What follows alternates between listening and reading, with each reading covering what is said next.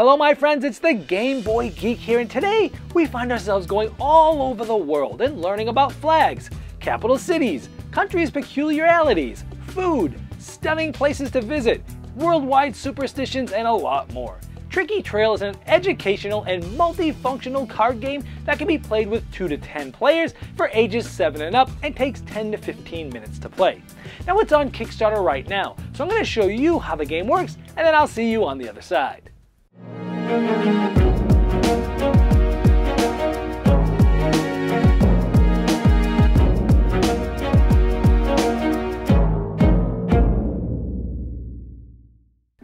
TrikyTrails is available in 5 different decks, and they're all for different regions. As you can see here, once you start buying more and more decks, you actually can put them side by side. It makes a nice little picture there. So you can buy one for America, or Africa, or Asia, or Europe, and then there's a bonus deck that has 50 states of the United States and 13 provinces and territories of Canada. And the deck we'll be using today is Africa. Now, this is a Kickstarter preview, so all the art and components you see here are all prototype and are subject to change. You'll want to check the Kickstarter link in the description of this video to see all the final art and components. The object of the game is to be the first to get rid of all your cards. All players will start with 7 cards. Now these will be held secretly in your hand so other players can't see them, but I have them laid out on the table so you can take a look at them.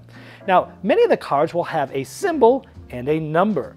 And the different cards can do different things, as I'll show you. And if it doesn't have one of those symbols or numbers on it, it's a joker card. We'll go over these later, but you'll try to be the first to get rid of all of your cards. At the beginning of the game, there'll be one large draw pile, and the top card will get flipped over, and this is where players will play cards. Starting with the start player, they're going to try to play one of the cards from their hand on top of this card, and it has to match either the symbol, flag here, or the number, 16. So here we have, it's basically a flag card for Somalia. So if this player has one of those two, they can place it here. In this case, we had the same symbol. We had a flag on a flag, so that's okay. And when you play a card, you must say out loud the name of the country or capital city written on the card. Otherwise, you must have to draw 2 cards from the draw deck as a penalty. It would then go to the next player's turn in clockwise order by default. So maybe the next player plays this, another flag. And then the next player might play this, another flag. Now remember, you don't have to match the symbol, you can also match the number. Now, we have a number 20 here for Tunisia, and another player might play this 20, which is also Tunisia, and it doesn't matter if the symbol is different, the number matches. Now, not only can the player whose turn it was play this 20, but anytime any player has the exact number of the card that's just played, they can play it. If they can play it faster than anybody else, they get to play it down like this, and basically changing the turn order. If that happens, whoever's sitting just clockwise by default to the player who played this number gets to be the next player's turn. So if you have a number, you're trying to be the fastest one to do it. Now, if a player on their turn does not have the number or the symbol there, they have a couple of options. One is to draw a single card off the top of the deck, and then it'll be the next player's turn. However, if when drawing this card, they can actually play it like this one, because we're matching the symbol, they can play it, and then it would be the next player's turn. The other option, if you cannot play, is to play a joker card. There's many cards in the deck that are jokers that do different things when you play them. Let's go over some of these now.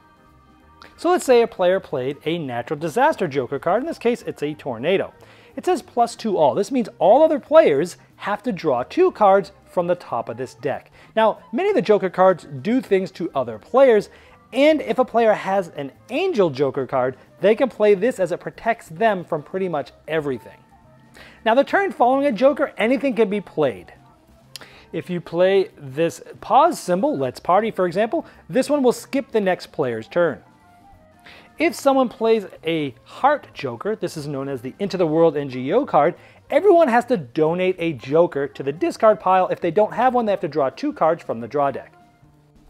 If someone plays one of these +4 question cards, the next player has to answer this question. The player playing this, before they would put it down, they would ask the question, where can you ski in Africa? The next player will have to try to answer this. And they cover this up and they don't place it down quite yet because the answer is actually on the bottom of that upside down. So if the player answers it correctly, the player who played this has to draw 4 cards. But if the player who was asked this gets it incorrect, that player has to draw 4 cards from the top of the deck. The Random Infos card allows you to swap the cards in your hand with the cards of any other player. And keep in mind that Angel card can pretty much stop all of these things from happening to you. Now, if a player plays a +1 or a +2 card, it's going to either be Amazing Places or an Adrenaline Rush. When this happens, the next player has to fight back by playing a +1, +2, or +4 card. So that player might play this, and they're fighting back, and that other player has to now play one of those plus cards to keep going. The last person that plays it wins the fight, and the other player has to draw the total amount of cards shown. But keep in mind, if someone does fight back with a +4, the battle ends and you'll have to ask a question. If someone plays one of these +2 cards, then they have to draw one of these cards and challenge the next player. For example, if the card that was drawn is a country card, it actually shows the country highlighted here, the player being challenged would have to name the country. If they get it right, then the player who challenged them would have to draw 2 cards off the top. If they get it wrong, then the player that got it wrong would have to draw 2 cards off the top and play would resume.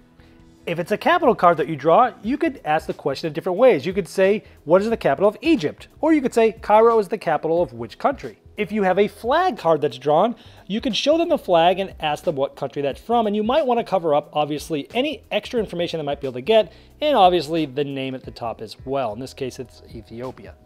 And the final Joker card I'll show you is a Ticket Around the World. This just changes the direction of play. I remember I told you by default it goes clockwise. This can change it so that it's going counterclockwise. And the first one to get rid of all their cards is the winner.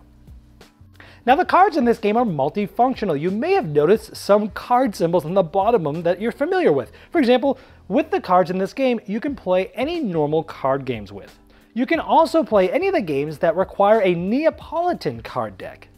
You can also play any games that require the French Tarot deck. And if you want, you can even combine multiple decks from the different regions. Well, there you have TrikyTrails, and as I've shown in the overview, it connects everyone from kids to adults with an easy and quick to learn game, combines classic and modern feels, and is highly educational where you can learn about worldwide facts. Plus, you can play other well-known games with the cards that are included in the box. Now, if you'd like to see the final art and components and all the different pledge levels, you can click the link below me in the description of this video, and it will take you right to the Kickstarter project page, and I'm sure they'd love your support.